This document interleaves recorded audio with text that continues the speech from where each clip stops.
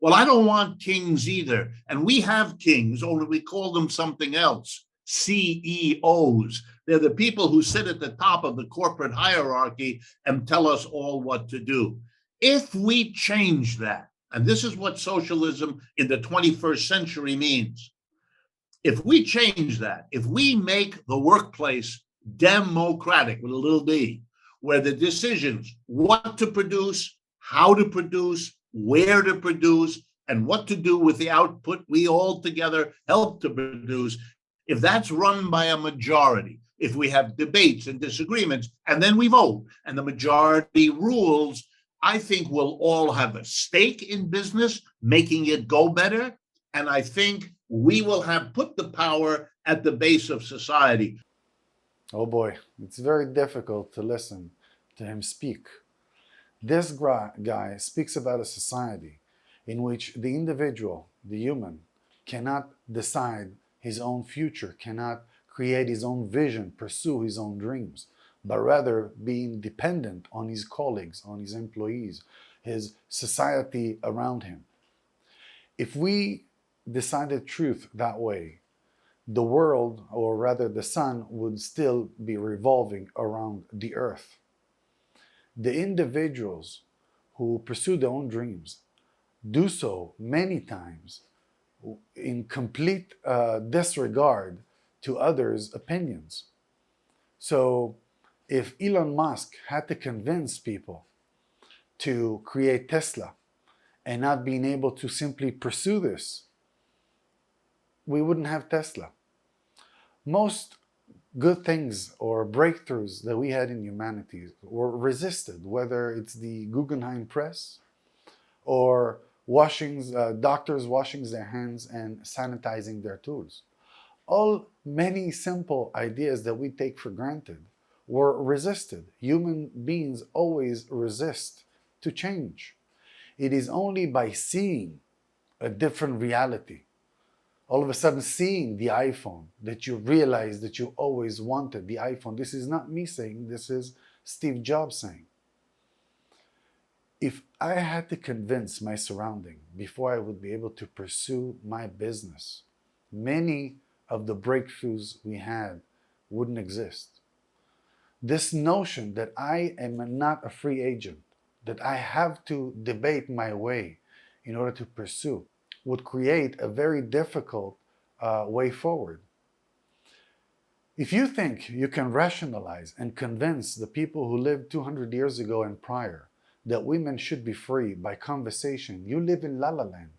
You would literally need a world war where men go to die and women have to replace them in order for humans to consider the idea that women can live outside of the kitchen. It cannot be debated. It was debated. Many women and others were silenced. And it was always going to be the case unless you live in a society when people can, even though the majority thinks otherwise or voted otherwise. Rosa Parks, if there was a vote, and there was a vote about whether niggers should sit in the front or in the back, it was voted they should sit in the back. But she resisted. This idea that people cannot pursue their dream, cannot go forward without convincing others, without having others' authorization, is a sick society.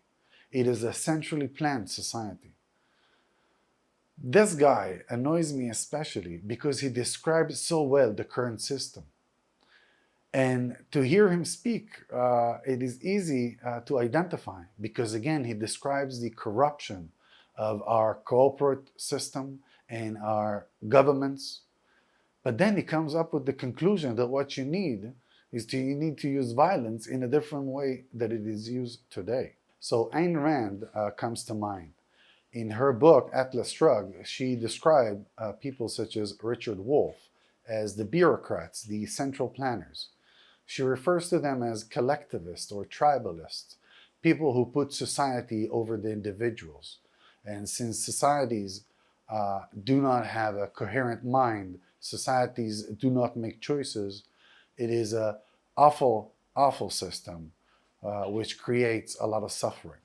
When the individuals, the CEO, the devil, cannot choose which projects and which products and which employees he can employ. And he's dependent on supposedly his peers for every decision he makes, brings about a very sad and empty society. A society where you cannot move forward and go against the stream because you need the stream's position. All are the same, all need to think coherently, all need to think the same. And those who don't need to straighten themselves and accept what others think. Again, she made a very good description of such a world, so I'm not going to go into it in length. But it is the world that Richard Wolff is describing. I mean, get this. Let me tell you what Plan B is.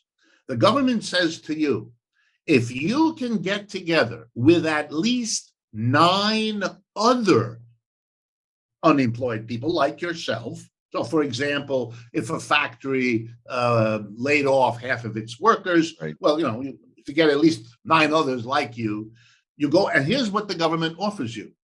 We will give you, as a lump sum right now, the full amount of money you could have collected every week if you had chosen Plan A.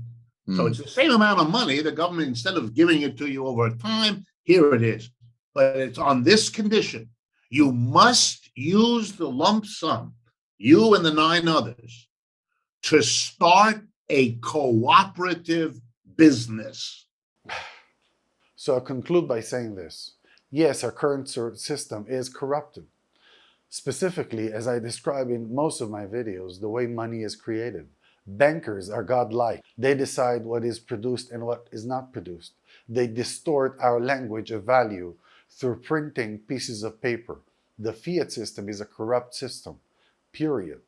The solution that Richard Wolff is proposing, that is to say, using violence in a different way to create society, is not the solution. Yes, our current world is corrupted. We need to change how money is created.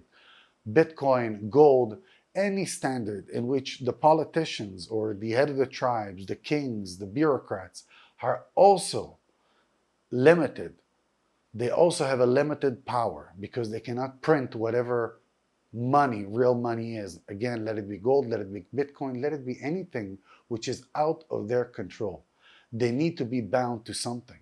And if bankers are unbound only by their imagination and their abilities of introducing new laws, new regulations, and new credit to new creditors, it's unsolvable. Communism is not the answer. Force is not the answer. Those who can describe our ills do not necessarily know the answer, and Richard Wolff is most certainly an example. Central planning is the ill. Different central planning is still central planning. It would still plan for misery. Only the individual resisting the current status quo, resisting whatever people think is the right way of doing so, can take us forward. And they always the individual who took us forward. It's never the society. And we should sacrosanct the individual's rights. So, till next time.